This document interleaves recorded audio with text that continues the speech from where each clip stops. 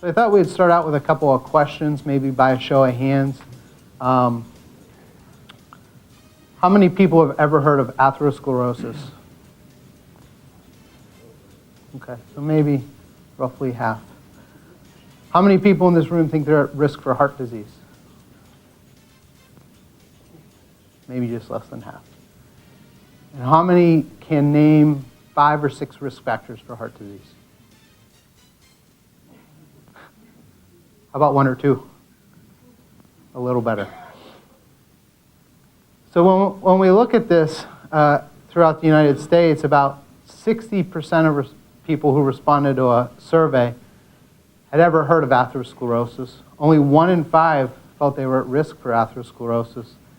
And similar to the response here, only 20% could identify 5 or 6 risk factors for heart disease. And this slide's kind of out of place, but I put it out of place for a reason, and that's because there's one really important statistic here that I want to emphasize and make sure it's the main message of my presentation, and it's this one right here. 27% of people recognize the signs of a heart attack and call 911. And the reason this is important is not only to recognize the symptoms, but to have someone drive you to the emergency department if you feel you're having a heart attack. Why this is important is because most people who die from a heart attack acutely die suddenly. And the reason people die suddenly is because the heart becomes very electrically irritable, and you can develop potentially fatal heart rhythms without any warning whatsoever. And if you develop these heart rhythms without emergency medical care, you have a high risk of passing away from them. And they're very common early on in a heart attack. So again, I can't emphasize this enough. If you have any symptoms that you're concerned might represent a heart attack, do not have one of your loved ones, your wife, drive you to the emergency room. Call 911. Are there any questions about that? What would be a clue that, hey, I'm having a heart attack? Yeah, so the most common symptoms are chest pain or shortness of breath. Some people develop nausea, fatigue, sweats. Some people can develop back pain, shoulder pain. The classic symptoms, an elephant on your chest, crushing chest pain. That's not the classic reality. Most people don't come in with an elephant on their chest. They don't develop crushing chest pain. The most common thing is that we see is that patients come in with something that's very concerning and new to them. And if it's new to you and you feel it's concerning, then it probably is concerning, so you should come in.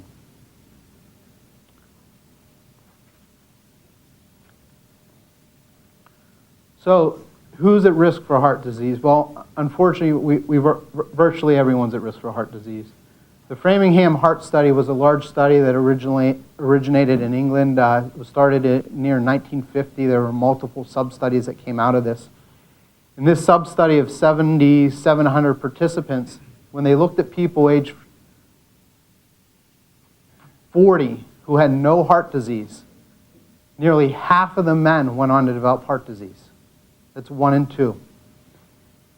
And if you look at the patients here, at age 70 who did not have heart disease, 35%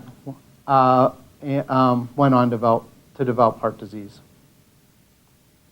The other thing they found was almost half of the men who have a heart attack under age 65 die within 8 years. And that's why it's so important after you have a heart attack to be extremely aggressive in terms of reducing your risk factors for a second event. We call that secondary prevention. So a little bit about the science of atherosclerosis. It's a hardening of your arteries in the simplest terms. And there's some handouts going around if you want to look at those too. And initially we're born that your arteries, not just in your heart, but throughout your body, are basically pipes. And they're formed from 3 layers. And probably the most important layer is the inner layer, or the intima, and that's lined by a thin membrane called the endothelium. This is probably the most important component of your arteries and your circulation. And at birth, you have a nice smooth lining with no cholesterol buildup on it. And at a very early age, we've now learned that you start to develop what we call a fatty streak, or fats and cholesterol starting to line your arteries. And it's believed at this stage that cholesterol that's depositing there, that process is completely reversible. But unfortunately, as we start to enter, I'm sorry, this is tough to see, 20, 30, 40, the second, third, and fourth decades of life, that process starts to become irreversible. And within the last 10 years, we understand this a lot better than we did previously. And it's because the endothelium starts to become dysfunctional, starts to get damaged, starts to get stressed, kind of gets leaky. And I'll talk about that a little bit more, why this occurs. Once the endothelium gets inflamed and irritated, you start to have cholesterol getting deposited in the artery wall. Right here you can see it's starting to get in there. It creates an inflammatory reaction. You have infection-fighting cells starting to come in, start to attack this. It's very irritating to the artery wall. It starts to become scarred. That's what this reflects, fibroatheroma. Cholesterol can continue to accumulate. It continues to get scarred. We go on 5th decade, 6th decade, 7th decade. The reaction then leads to calcification, and the arteries can become calcified, like similar to bone. They become very hard, almost like lead pipes in some cases. It's really related to a host of factors, and certainly the Western cultures and diet's a huge factor, but there's also a large genetic component as well as environmental factors. And the largest one would be smoking.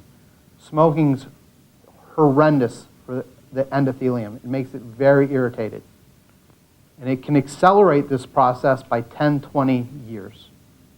So there's no way, no blood test to detect the amount of cholesterol that's deposited in your artery wall. There's imaging tests that we can perform to get at this. One very common test that's done is a coronary calcium score. It's basically a fancy CT scan that can quantitate the amount of calcium that you have in your artery wall. Now, like I said, once you have calcium in the artery wall, that's the latest stage. And by that time, the process is already quite advanced. There's another type of CT scan that's even more advanced where we can actually see these plaques. It's not routinely done. So this is an artery, and this can be an artery anywhere in your body. It could be in your heart, it could be in your legs, it could be the arteries to your kidneys, it could be the artery to your gut, it could be in your carotid arteries to your brain. The process is all the same. It's atherosclerosis. No. The artery wall is very difficult to see by MRI. In the heart. It also depends on the vessel size.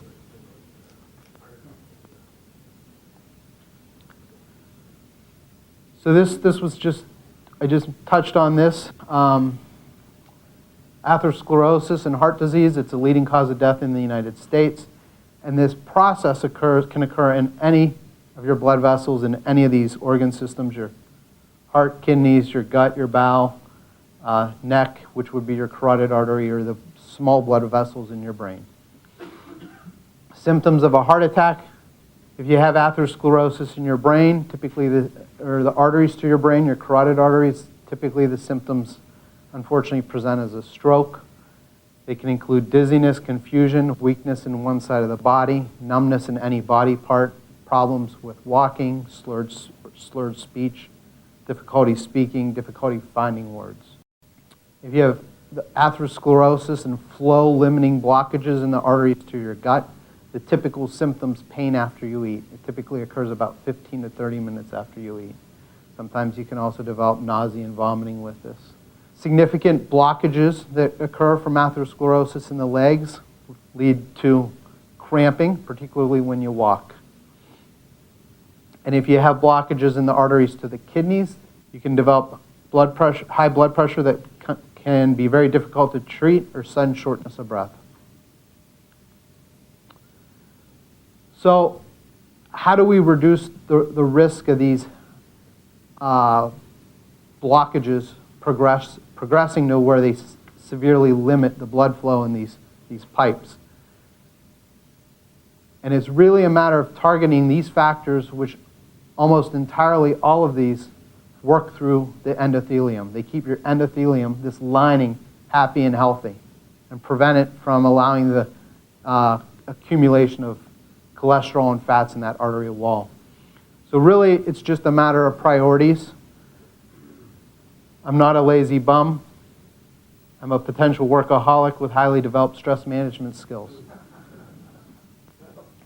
Smoking cessation is probably the most damaging factor to your endothelium. In cigars count, pipe smoking counts. Medical marijuana, it's been debated. It probably counts as well. The data's, there's not as much data on it, but it does seem to exert the same effect.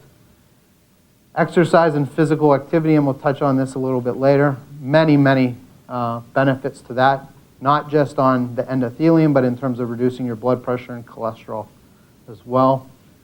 Blood sugar control in patients with diabetes, eating a healthy diet, mainly a Mediterranean diet. This is the only diet which has been shown to reduce the risk of heart attack. Other diets are clearly good for reducing your blood pressure, reducing your cholesterol. This is the only diet that's been shown to reduce your risk of a heart attack. Diets like the DASH diet have not been shown to reduce the risk of a heart attack directly. We think they do. Aspirin. Aspirin reduces the risk of first heart attack and certainly second heart attack. This is, should be an additional therapy that you consider after addressing these other factors. And daily alcohol, the important thing here is small amounts. Generally, we don't encourage anyone to drink alcohol, but if they do drink alcohol, we usually encourage small amounts and red wine. And that's also from the Mediterranean diet. Since we're running a little short on time, I'm just going to jump right through this.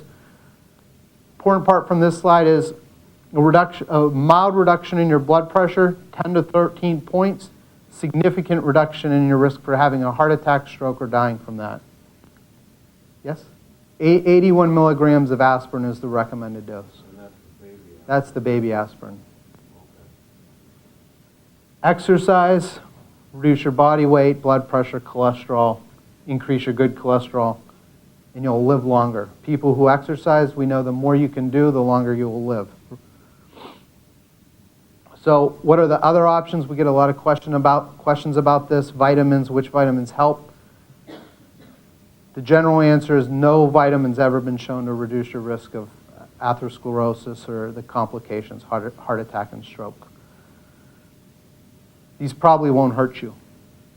There are some things that have been shown to be potentially detrimental. EDTA and chelation therapy can result in abnormalities in the salts in your blood.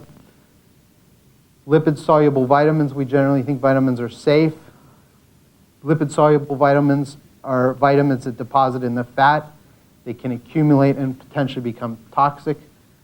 Beta-carotene is controversial. It does look like when it's given to patients who've had a heart attack, it could potentially increase their risk of another one. That's not well understood. Non-steroidal anti-inflammatories. Chronic daily use isn't recommended. And for patients, this is going to be discussed a little bit further, so I'm not going to touch on this, but testosterone. That'll come up in one of the subsequent presentations. The Mediterranean diet. What makes up the Mediterranean diet?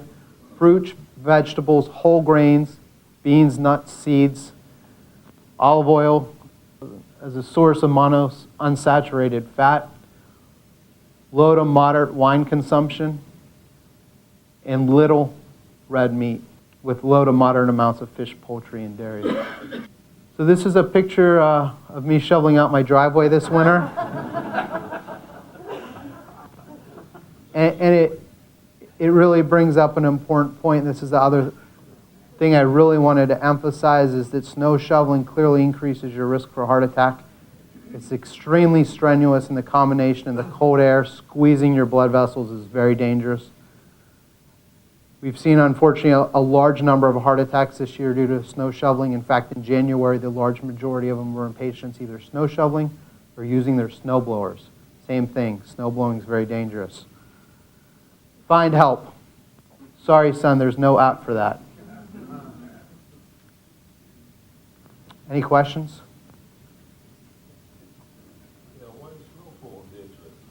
Why?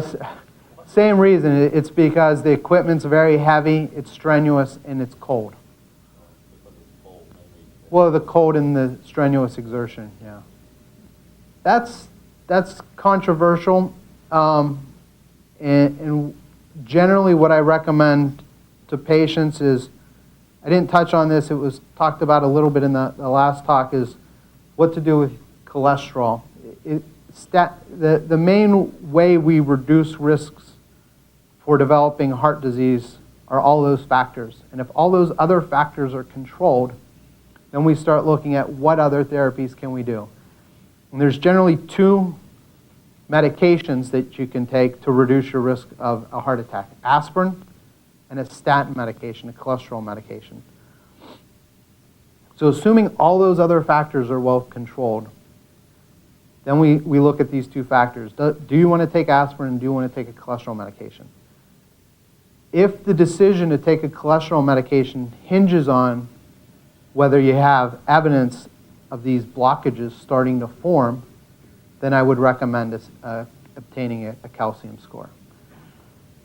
Generally, my recommendation is, because statin medications have, despite what you read on the internet, have been shown to be extremely safe. In fact, so safe that the American Academy of Pediatrics recommend them for very high-risk children, teenagers. That for a lot of patients, I'll recommend that if they're considering it, they take a statin medication. There's two ways heart attacks occur. There's one where this plaque progresses to the point where the artery becomes severely narrowed. You have a blockage in your pipe, just like a blocked pipe in your house. Or the common type of heart attack we hear about on TV is where one of these blockages breaks open. The fat and cholesterol is exposed to your blood, and it's very irritating to the blood. And the blood sticks to that, shuts down the artery immediately. That's the classic type of heart attack. That's generally the type of heart attack that's reduced by using aspirin. And it's thought, the mechanism is that the clotting factors in the blood don't stick as well to the blockage, or the fat and cholesterol. It's tough for me to answer these questions on an individual basis without knowing more details about your heart disease risk. The blood thinner for atrial fibrillation works differently than aspirin, and they treat two different problems. So it's a difficult question to answer, and it really, aspirin can be used for atrial fibrillation, but it's also used for heart disease, and blood thinners like Coumadin, and there's some novel agents that are used now, aren't used for heart disease. So they could potentially be two separate issues, and you might need to take both. You mean in the short term? Yeah. Nothing, really. Your cholesterol may go up. Are you asking whether there's some type of rebound, or? Yeah. Yeah, that's never been described. No. Yeah. So there's really two effects to the statins. One, they lower cholesterol. That's very well described on how that occurs. But the real effect is thought to be related to stabilization of those blockages that I described here, and make them less likely to break open and become exposed to the blood. That's very poorly understood, but it's been shown in a number of studies. There was a medication years ago, or actually it's still on the market, it's just not used anymore, called Zetia, which is very good at lowering cholesterol, just like a statin is, but it's never been shown to reduce your risk of having a heart attack. And for that reason, it's kind of fallen out of favor, because there's something about these medications that's very, very protective that we don't fully understand. There's no additional benefit in terms of reducing your risk of a heart attack, but it does increase your risk for bleeding complications from aspirin, such as stomach ulcers. Okay. I think we're going to have to move on, but I'd be happy to answer other questions afterwards.